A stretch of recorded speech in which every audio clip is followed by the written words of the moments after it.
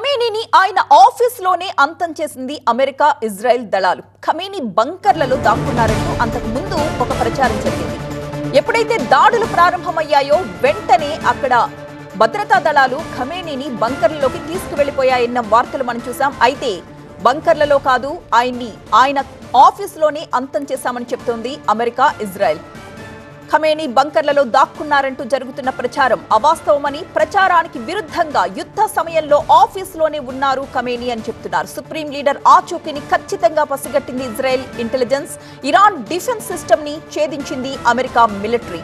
Khamenei office పై విరుచుకుపడింది Tomahawk GBU-28 bunker buster బాంబులు ఆయన కార్యాలయంపై విరుచుకుపడ్డాయి. మొత్తం 30కి పైగా మిసైల్ అటాక్స్ చేసి 86 ఏళ్ల ఖమేనీని మట్టుబెట్టాయి America Israel.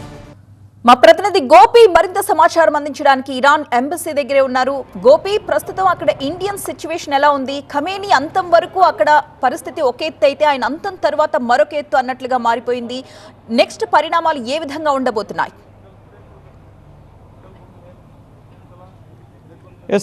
Iran supreme commander Ayatollah Ali Khamenei మృతి తర్వాత ముఖ్యంగా భారతదేశంలో కూడా ఆందోళనలు జరుగుతున్నాయి. ఇటు జమ్మూ కాశ్మీర్ లాల్ చౌక్ వద్ద కానీ, అలాగే లక్నో వద్ద కానీ మరికొన్ని ప్రాంతాల్లో ముఖ్యంగా షియా కమ్యూనిటీకి సంబంధించిన ముస్లింలు ఇటు రోడ్లపైకి వచ్చి ఆందోళనలు చేస్తున్న పరిస్థితి ఉంది. ప్రస్తుతం నేను హైలీ రోడ్ న్యూఢిల్లీలో ఉన్న ఇటు ఇరాన్ ఎంబసీ కార్యాలయం ఇది.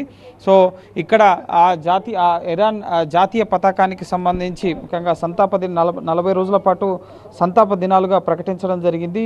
ముఖ్యంగా ఈ ఖమేనీ మృతి తర్వాత ఈ నేపథ్యంలోనే జెండాని ఆఫ్ మార్క్ వరకు ఉంచి జెండా అవగతం చేసి ముఖ్యంగా తమ దేశ సంతాపాన్ని తెలియపరుస్తున్నారు. పూర్తిగా ఈ హైలీ రోడ్లో రాకపోకలకు సంబంధించి ఇటు ఢిల్లీ పోలీసులు ఆంక్షలు విధించిన పరిస్థితి. ఎంబసీ కార్యాలయం పైన కూడా, ఎంబసీ కార్యాలయ బోర్డు పైన కూడా నల్లటి గుడ్డను కప్పి ఉంచారు. సో ఇక్కడ పూర్తిగా పరిస్థితి ముఖ్యంగా ఎటువంటి ఆందోళనలు, నిరసన కార్యక్రమాలు లేవు. కానీ సంతాప సూచికగా ఈ ఇరాన్ జాతీయ పతాకానికి సంబంధించి ఇటు అవగతనం చేసిన దృశ్యాలు మనం ఇక్కడ చూస్తున్నాం. ఢిల్లీ పోలీసులు కూడా ఇక్కడ ఎటువంటి ఆందోళనలు, నిరసనలు జరగకుండా ముందస్తుగా ఇక్కడ మోహరించబడి ఉన్నారు. 7 రోజుల పాటు జాతీయ సెలవు దినాలుగా ప్రకటించడం జరిగింది. ప్రధానంగా ఇరాన్లో ముఖ్యంగా 86 సంవత్సరాల వయసు అయింది. ఇస్లామిక్ సాంప్రదాయంలో ఈ సంతాప దినాలని అర్బాయిన్ అని చెప్పి అంటారు. సో అప్పటి వరకు ఇది కొనసాగుతుంది. ఖమేనీతో పాటు ఆయన కుటుంబ సభ్యులు కూడా మరణించారు. ఆయన కుమార్తె, మనవరాలు, అలాగే అల్లుడు, వీరంతా కూడా అమెరికా అలాగే ఇజ్రాయెల్ జరిపిన దాడుల్లో మరణించడం జరిగింది. దీనికి ప్రతీకారంగా ముఖ్యంగా ఈ ఇరాన్కి సంబంధించిన సైన్యం ఇప్పటికే ఒక హెచ్చరికను జారీ చేయడం జరిగింది. ఇస్లామిక్ కంట్రీస్ పైన ప్రస్తుతం అటాక్స్ అనేవి కొనసాగుతున్నాయి. మిసైల్ దాడులు, అలాగే డ్రోన్ దాడులు కొనసాగుతున్నాయి. దుబాయ్ ఎయిర్పోర్ట్ కానీ, అబుదాబి ఎయిర్పోర్ట్ కానీ, మరికొన్ని దేశాలకు సంబంధించి సుమారు అమెరికన్ ముఖ్యంగా సైనిక స్థావరాలే లక్ష్యంగా 28 చోట్ల ప్రస్తుతం 12కు పైగా దేశాల్లో ఇరాన్ దాడులు కొనసాగుతున్నాయి. ఇటు ఇజ్రాయెల్ అలాగే అమెరికా జరిపిన సంయుక్త ఆపరేషన్ ఇది. ఇటు ఇరాన్ ముఖ్యంగా అక్రమంగా అణు ఆయుధాలను తయారు చేస్తోంది, అణు కేంద్రాలను పునరుద్ధరిస్తోంది అన్న నెపంతో ఎన్నిసార్లు హెచ్చరించినా ఖమేనీ వెనక్కి తగ్గపోవడంతో పలుసార్లు హెచ్చరికలు చేసి ముఖ్యంగా ఆపరేషన్ లయన్ రోర్ పేరుతో ముఖ్యంగా ఇజ్రాయెల్ ఈ ఆపరేషన్ని చేపట్టడం జరిగింది. దీనికి అమెరికా కూడా సహకరించడంతో పూర్తిగా ఖమేనీని ఎట్టకలకు అంతమొందించిన ఆయన వారసుడుగా ఆయన రెండో కుమారుడు ముస్తాబ్ ఖమేనీ ఇప్పుడు బాధ్యతలు తీసుకోబోతున్నారు. అలాగే ఇప్పుడు 3 సభ్యుల కౌన్సిల్ తదుపరి పరిణామాలకు సంబంధించి నిర్ణయాలు తీసుకోబోతున్నారు. అనేక మంది రక్షణ అధికారులు ఇరాన్కి సంబంధించి ఈ అమెరికా అలాగే ఇజ్రాయెల్ జరిపిన దాడుల్లో చనిపోయారు. అయినప్పటికీ కూడా వారి బాధ్యతల్ని ఇతరులు చేపట్టి ప్రస్తుతం ఇటు అమెరికా అలాగే ఇజ్రాయెల్కి వ్యతిరేకంగా వివిధ గల్ఫ్ దేశాల్లో ఉన్న అమెరికన్ సైనిక స్థావరాలే లక్ష్యంగా ఇప్పటి వరకు ఎక్కడా కూడా దేశ చరిత్రలో ఇటు అమెరికా చరిత్రలో లేనట్లుగా ఇటు అమెరికన్ సైనిక స్థావరాలపైన అనేక చోట్ల ఏకకాలంలో ఇరాన్ కూడా ముఖ్యంగా సైనిక చర్యను కనబరచడం జరిగింది. అనేక ప్రాంతాల్లో ఉన్న అమెరికన్ సైనిక స్థావరాల టార్గెట్గా క్షిపణులతో అలాగే డ్రోన్లతో దాడులు జరిపిన పరిస్థితి. సో అనేక మంది ప్రాణాలు కోల్పోతున్నారు. సో ఈ నేపథ్యంలోనే భారత పౌరులు కూడా ఆయా దేశాల్లో ఉన్నారు కాబట్టి భారత ప్రభుత్వం కూడా, విదేశాంగ శాఖ కూడా అడ్వైజరీలు, హెల్ప్ లైన్ నెంబర్లు, ఎప్పటికప్పుడు రాయబార కార్యాలయాలతో టచ్లో ఉండాలని చెప్పి ఆయా గల్ఫ్ దేశాల్లో ఉన్న భారత ప్రజానికానికి సూచనలు జారీ చేస్తున్న పరిస్థితి. విమాన ప్రయాణాలపైన తీవ్ర ప్రభావం పడింది. ఇటు ఢిల్లీ, ముంబై, అలాగే కోల్కతా, ఇటు అనేక ప్రాంతాల నుంచి సౌదీ కంట్రీస్కి వెళ్ళే విమాన ప్రయాణాలు ఆయా దేశాలు ఎయిర్ స్పేస్ని మూసివేసిన పరిస్థితి ఉంది. సో ఈ నేపథ్యంలోనే ఇటు అక్కడ సేఫ్గా ముఖ్యంగా ఉండేందుకు అక్కడ ఎయిర్పోర్ట్స్లో భారతీయులు ఎవరైతే ఉన్నారో వాళ్ళ కోసం అక్కడ ఏర్పాట్లు జరుగుతున్నాయి. ఇటు ఇండియాలో ఎవరైతే ట్రావెల్కి సంబంధించి ఫ్లైట్స్ క్యాన్సిల్ అయిపోయాయో సో వారికి సంబంధించిన ఏర్పాట్లను పౌర విమానయాన శాఖ కూడా చేస్తుంది. పౌర విమానయాన శాఖ, అలాగే కేంద్ర విదేశాంగ శాఖ, ప్రధాని కార్యాలయం, ఇటు ఆయా దేశాల్లో ఉన్న రాయబార ఎంబసీలు ఎప్పటికప్పుడు సమన్వయంతో ముఖ్యంగా భారతీయులు అనేక మంది రిక్వెస్ట్ చేస్తున్నారు ప్రధాని నరేంద్ర మోదీని ఇటు మమ్మల్ని సేఫ్గా వెనక్కి తీసుకొచ్చేందుకు చర్యలు తీసుకోండి అని చెప్పి సామాజిక మాధ్యమాల వేదికగా కోరుతున్న పరిస్థితి ఉంది. సో ఇంకా చాలా చోట్ల ఇప్పుడు ఎక్కడైతే అటాక్స్ జరుగుతున్నాయో అక్కడ ఇంటర్నెట్ సేవలు నిలిపేశారు. సో ఇంకా అక్కడ ఉన్న ఎగ్జాక్ట్ సిచ్యువేషన్ అనేది బయట ప్రపంచానికి తెలియడానికి కొంత సమయం పట్టే అవకాశం ఉంది. కాబట్టి సో ఇంకా అక్కడ ప్రస్తుతం మారణహోమం ఈ ముఖ్యంగా ఈ గల్ఫ్ దేశాల్లో కొనసాగుతున్న పరిస్థితి ఉంది. సో ఇరాన్ మాత్రం వెనక్కి తగ్గేదే లేదు. ఖచ్చితంగా మేము దీనికి ప్రతీకారం తీర్చుకుంటాం. ఒక పవిత్ర మాసంలో మా అధినాయకుడిని, మా సుప్రీం కమాండర్ని మీరు కాల్చారు, అది కూడా బంకర్లలో దాక్కున్నారు, అలాగే పారిపోయారు అన్న వ్యాఖ్యలు చేసి తర్వాత ట్రంప్ మొదట దీన్ని ప్రకటించడం జరిగింది.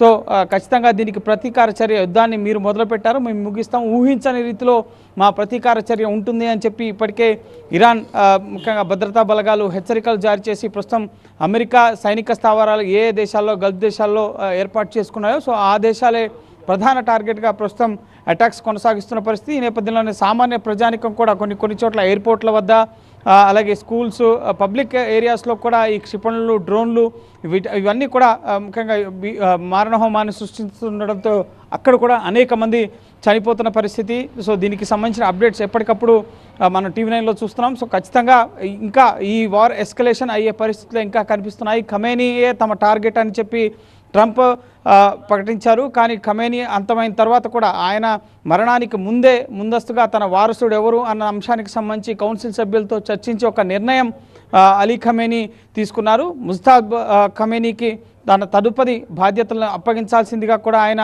కొంతమంది కీలక నేతల వద్ద ప్రస్తావించి నిర్ణయం తీసుకున్నట్లుగా, దానికి సంబంధించి ఉత్తర్వులు కూడా పూర్తి చేసినట్లుగా ప్రస్తుతం సమాచారం అందుతోంది. సో దీనికి సంబంధించి ముఖ్యంగా ఒక కౌన్సిల్కి బాధ్యతలు, ముఖ్యంగా న్యాయ విభాగానికి సంబంధించి, అలాగే తదుపరి అధ్యక్షుడిగా ఎవరైతారో వారు, అక్కడ పరిపాలన రక్షణ విభాగానికి సంబంధించిన అధికారులు ముగ్గురు కలిపి ఒక కౌన్సిల్గా ఏర్పడి తదుపరి దేశ భద్రతకు సంబంధించి, అలాగే ఇటు దీనికి సంబంధించి సైనికపరమైన చర్యలకు సంబంధించిన అంశాలకు సంబంధించి నిర్ణయాలు తీసుకోవడం జరుగుతుంది. సో దానికి సంబంధించిన కార్యాచరణ కొనసాగుతూనే ఎవరైతే రక్షణ అధికారులు ఇరాన్కి సంబంధించి చనిపోయారో సో వారి స్థానంలో కొత్త వారు బాధ్యతలు ఇమ్మీడియట్గా ముఖ్యంగా తీసుకుని తదుపరి యుద్ధ కార్యాచరణని కొనసాగిస్తున్నారు. ఎక్కడా కూడా యుద్ధానికి సంబంధించి ఇరాన్, ముఖ్యంగా ఇజ్రాయెల్, అలాగే అమెరికా సైనిక స్థావరాల లక్ష్యంగా ఎక్కడా కూడా వెనక్కి తగ్గకుండా తన ఆపరేషన్ని కొనసాగుతున్న పరిస్థితి. ఇరాన్కి మద్దతుగా బ్యాక్గ్రౌండ్లో టోక్యో, అలాగే చైనా, రష్యా ఇటువంటి దేశాల పేర్లు కూడా వినిపిస్తున్నప్పటికీ ఆయా దేశాలు ఇప్పటికీ స్పందించలేదు. ఐక్యరాజ్య సమితి కూడా జోక్యం చేసుకుని చర్చల ద్వారా సమస్యను పరిష్కరించుకోవాలి అని చెప్పి సూచించడం జరిగింది. ఆంటోనియో గుటెరస్ ముఖ్యంగా UN చీఫ్ సెక్రటరీ ఆయన కూడా అన్ని దేశాలకు విజ్ఞప్తి చేశారు. అంతర్జాతీయ చట్టాలకు విఘాతం కలుగుతుంది, ప్రపంచ భద్రతకు, ప్రజల భద్రతకు ముప్పు వాటిల్లే పరిస్థితులకు ఈ పరిణామాలన్నీ దారితీస్తాయి.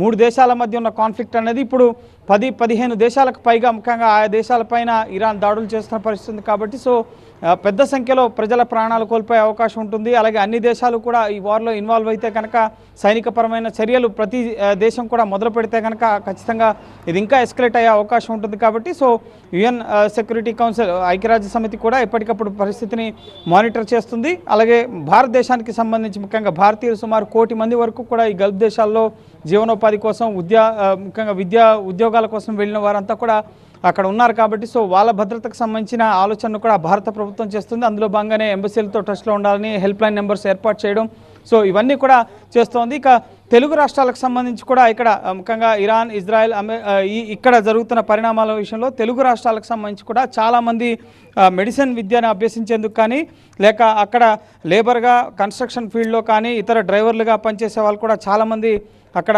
చిక్కుకున్నారు. ఇప్పుడు ఈ కాన్ఫ్లిక్ట్లో ముఖ్యంగా ఎవరిని బయటకు రావద్దు అని చెప్తున్నారు. కాబట్టి సో తెలుగు రాష్ట్రాల్లో చాలామంది గల్ఫ్ దేశాల్లో ఉన్న వారి కుటుంబాలు, ముఖ్యంగా వారి బంధువులు, వారి ఆత్మీయులు ఎలా ఉన్నారు అన్న ఆందోళనలో తెలుగు రాష్ట్రాలకు సంబంధించిన వారు అక్కడ ఎవరైతే ఉన్నారో సో వాళ్ళ గురించి ఆందోళన చెందుతున్న వారి పరిస్థితి కూడా ఇప్పుడు ముఖ్యంగా రాష్ట్ర ప్రభుత్వం హెల్ప్ లైన్ నెంబర్స్ని ఏర్పాటు చేసి ఇక్కడ ఢిల్లీ వేదికగా ఉన్న ఆంధ్ర భవన్, తెలంగాణ భవన్లో ప్రత్యేక మీడియా సెల్స్ని అలాగే హెల్ప్ లైన్ సెంటర్స్ని ఏర్పాటు చేస్తూ తదుపరి ఎంఈఏతో ఎప్పటికప్పుడు మానిటర్ చేసుకుంటూ భారత ప్రభుత్వం ఎటువంటి చర్యలు తీసుకుంటుంది, వాళ్ళు ముఖ్యంగా కాంట్రాక్ట్లకు వచ్చారా, ఎందుకంటే చాలా చోట్ల ఇంటర్నెట్ సేవల్ని నిలిపివేయడం జరిగింది. సో కొన్ని నగరాలే ఖాళీ చేస్తున్న పరిస్థితి ఉంది ఇరాన్లో. కాబట్టి సో దానికి సంబంధించి కూడా తెలుగు రాష్ట్ర ప్రభుత్వాలు మానిటర్ చేసే అవకాశం కనిపిస్తోంది. భారత ప్రభుత్వంతో సమన్వయంతో తెలుగు రాష్ట్రాలు కూడా ఈ యుద్ధ సమయానికి సంబంధించి ఎటువంటి కార్యాచరణతో ముందుకు వెళ్ళాలి అన్న అంశాలకు సంబంధించి దృష్టి సారించే అవకాశం ఉంది. సో ఓవరాల్గా ఇది ప్రపంచం పైన ముఖ్యంగా కేవలం ఇజ్రాయెల్ అలాగే ఇరాన్, అమెరికా అలాగే గల్ఫ్ దేశాలపైన ఉన్న ఈ యుద్ధ వాతావరణ ప్రభావం అనేది ముఖ్యంగా మధ్యప్రాచ్య దేశాలపై ఉన్న ప్రభావం అనేది గ్లోబల్ లెవెల్లో కూడా ముఖ్యంగా చమురు నిల్వలకు సంబంధించి, చమురు ధరలకు సంబంధించి అలాగే ధరల పెరుగుదలపైన ముఖ్యంగా అనేక దేశాల ఎగుమతులు దిగుమతులపైన కూడా రవాణా పైన సో అన్నిటిపైన కూడా ఎఫెక్ట్ చూపిస్తున్న పరిస్థితి ఉంది. ఇది ఇంకా ఎస్కలేట్ అయితే కనుక దీని ప్రభావం ప్రపంచ దేశాలపైన తీవ్రతరమయ్యే అవకాశం అయితే కనిపిస్తుంది. సో చాలా దేశాలు కూడా ఆచితూచి ముఖ్యంగా ఈ వార్ కాన్ఫ్లిక్ట్ పైన స్పందిస్తున్నాయి. ఏ విధంగా ముఖ్యంగా ఎవరికి మద్దతుగా నిలబడాలి, ఇరాన్కా, ఇజ్రాయెల్కా?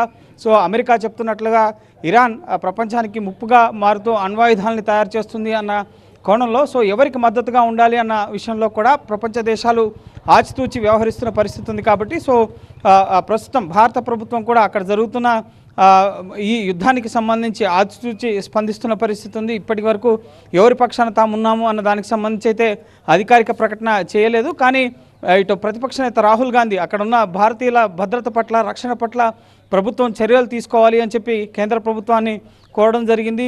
మొదటి నుంచి కూడా ప్రధాని మోడీ ఇజ్రాయెల్ వెళ్ళినప్పుడు కూడా గాజాకు సంబంధించిన అంశాలు కానీ అక్కడ నెలకొన్న ఉద్రిక్తతలకు సంబంధించి ఇజ్రాయెల్ పార్లమెంట్లో ప్రస్తావించాలి అని చెప్పి ప్రియాంక గాంధీ కూడా చెప్పడం జరిగింది. సో ఆయన పర్యటన అయిపోయిన 2 రోజులకే అక్కడ యుద్ధ వాతావరణం, ఇటు ఇరాన్ ఇజ్రాయెల్ పైన దాడులు, ఇటు అమెరికా సైనిక స్థావరాలు ఎక్కడైతే గల్ఫ్ దేశాలు ఉన్నాయో వాటిపైన దాడులు, ఇవన్నీ కూడా ఒక్కసారిగా ఎస్కలేట్ అయ్యి ప్రస్తుతం భారీ ప్రాణ నష్టం దిశగా అయితే ప్రస్తుతం ఈ యుద్ధాలు అయితే కొనసాగుతున్న పరిస్థితి. ఒక దేశం కాదు, పదుల సంఖ్యలో దేశాలపైన అమెరికా సైనిక స్థావరాల లక్ష్యం అని చెప్తున్నప్పటికీ కూడా ఇరాన్ అనేక మంది సామాన్య ప్రజానికం కూడా ఈ యుద్ధం వల్ల ప్రభావితం అవుతున్న పరిస్థితి ఉంది. సో చూడాలి మరి దీనికి సంబంధించి ఐక్యరాజ్య సమితి ముఖ్యంగా ఆయా దేశాలకు చేసిన సూచనలు కానీ లేక చర్చల ద్వారా ముఖ్యంగా ట్రంప్ కూడా ఈ యుద్ధం కోరుకోరు, ఇకపై ముఖ్యంగా మార్పు కోరుకుంటారు అని చెప్పి ట్రంప్ కూడా ఖమేనీ మరణం తర్వాత స్పందించడం జరిగింది. కాబట్టి సో చూడాలి ఈ తదుపరి పరిణామాలు ఏ విధంగా ఉంటాయనేది.